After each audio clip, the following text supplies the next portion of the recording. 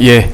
장우성 특별검사보, 장준호 검사, 이창규 검사, 조재철, 유병국, 서성광, 구승기, 김수기. 예, 그리고 피고인들 출석 확인하겠습니다. 먼저 윤석열 피고인 들어오시게 하시죠. 예. 그리고 출석하신 변호사님들은 성함을 어떻게 기재를 할까요? 아니면 그냥 앉아 계시는 걸로? 이따 호명하겠습니다. 그러면 출석하신 걸로.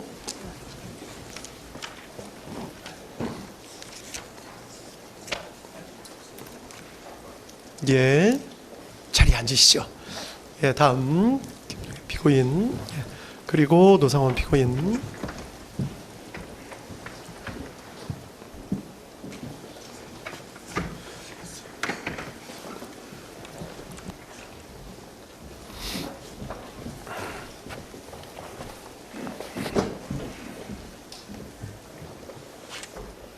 예, 다음 피고인들 출석 확인하도록 하겠습니다. 먼저 윤석열 피고인, 예, 그리고 김용현 피고인, 예, 노상원 피고인, 예, 그리고 김용군 피고인, 예, 조지호 피고인, 예, 그리고 김봉식 피고인, 예, 윤승영 피고인, 예, 그리고 목현태 피고인, 예, 출석하신 거 확인했습니다.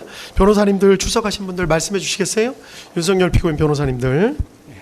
김홍일 변호사, 배보윤 변호사, 윤갑근 변호사, 송진우 변호사, 김계리 변호사, 이경원 변호사, 배의철 변호사입니다. 배진환 변호사. 예, 그렇게 출석하신 걸로 기재하겠습니다. 다음 김용현 피고인 변호인. 예. 이하상 변호사, 유승수 변호사, 고영일 변호사, 김지희 변호사 출석했습니다. 예, 다음 노상원 피고인 변호인. 예, 노종래 변호사입니다. 예, 그다음에 김용군 피고인 변호인. 예, 알겠습니다. 그다음에 조지호 피고인 변호인. 노정환 변호사, 안상훈 변호사 출석했습니다. 예, 그다음에 김봉식 피고인 변호인. 예, 다음 윤승영 피고인 변호인. 법무법인 강한의 남기정 김준태 변호사입니다. 예, 다음 목현태 피고인 변호인.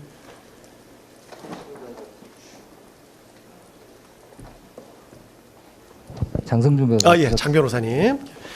마스크 쓰셔가지고 감사합니다. 그렇게 출석 확인했고 지금부터 판결 이유를 말씀을 드리고 판결 주문을 낭독하도록 하겠습니다.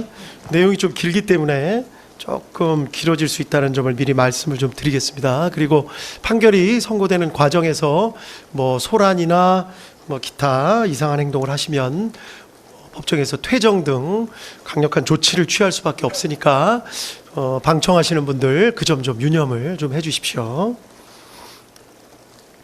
예, 지금부터 259와 129 등 사건 판결 이유를 간략하게 말씀드리겠습니다.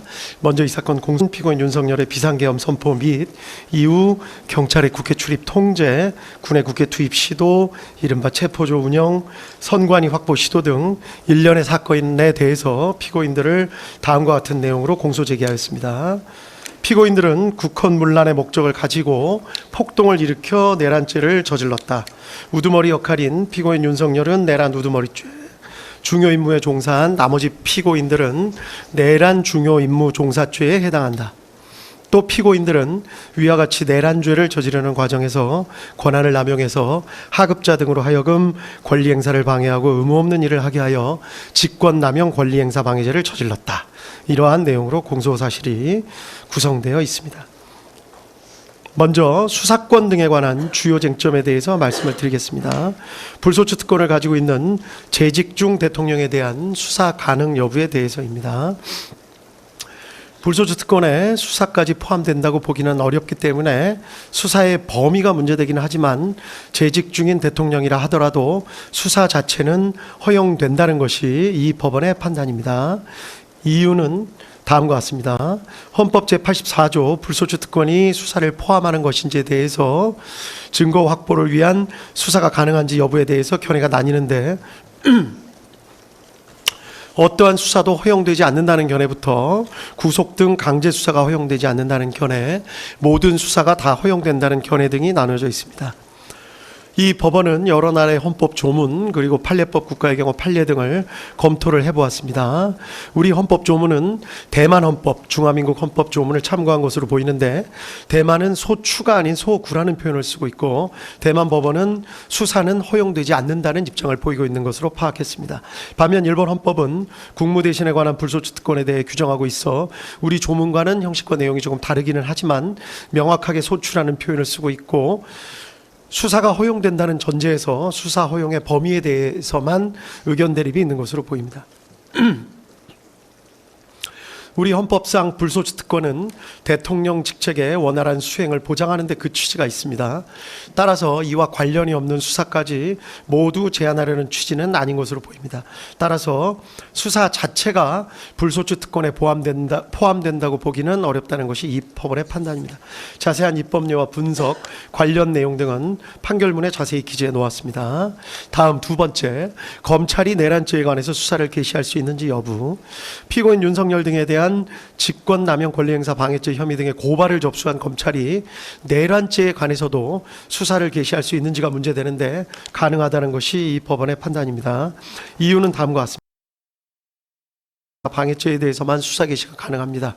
그러나 검찰청법 제4조 제1항 제1호 다목은 직접 관련성이 있는 범죄에 대해서도 수사를 개시할 수 있다는 예외 규정을 두고 있습니다. 직접 관련성의 의미가 문제가 되는데 마침 이 사건 재판이 진행되는 도중에 대법원 판례 2025 도의 6707 판결이 나왔기 때문에 문제가 사실상 해결되었습니다. 판시 취지는 예외 규정의 해석에 있어 문맥상 의미 외에 규범적인 요소도 고려하여야 한다는 취지로 보입니다. 이 사건의 경우에서 고발된 윤석열 피고인에 대한 직권남용 권리행사 방해 혐의 사실을 살펴보면 내란죄와 중간행위나 다른 원인에 매개 없이 연결되고 구체적 개별적 연관관계가 있는 경우에 해당한다고 보입니다. 따라서 그 구속요건 및 내용 등의 직접 관련성이 인정되고 규범적 의미에 있어서도 이를 인정하는 데 장애가 없습니다. 따라서 검찰의 내란죄 수사권은 있다는 것이 이 법원의 판단입니다. 다음 고위공직자범죄수사처 공수처가 내란죄에 관하여 수사를 할 권한이 있는지 여부가 문제됩니다. 결론부터 말씀드리자면 이 부분에 대해서 내란죄에 관해서 수사를 개시할 수 있다는 것이 이 법원의 판단입니다. 이유는 다음과 같습니다. 공수처법에 의하면 공수처도 원칙적으로 직권남용 권리행사 방해죄에 대해서만 수사를 할 수 있을 뿐 고위공직자 등의 내란죄에 대해서는 수사를 할 권한이 없도록 되어 있습니다. 다만 제4조 제1항 제1호 라목이 예외적으로 수사 과정에서 인지한 직접 관련성이 있는 범죄에 대해서는 수사를 할 권한이 있다고 예외 규정을 두고 있습니다. 직접 관련성에 대해서는 앞서 검찰의 수사 개시 권한 부분에서 살펴본 바와 같이 인정됨에 크게 의문이 없습니다. 문제가 되는 것은 검찰청법 규정과 차이가 있는 수사 과정에서 인지한 것인지 여부입니다. 공수처법 규정은 검찰청법 규정과 이 부분의 표현이 다릅니다. 문헌 그대로 공수처가 고위공직자범죄 수사에 착수해서 수사를 진행해 나가는 과정에서 파악하게 된 새로운 범죄만을 의미한다는 것으로 보아야 하고 그것이 공수처의 우선적 수사권을 예외적으로 부여한 법의 취지에 부합하는 해석이라는 견해가 있을 수 있습니다.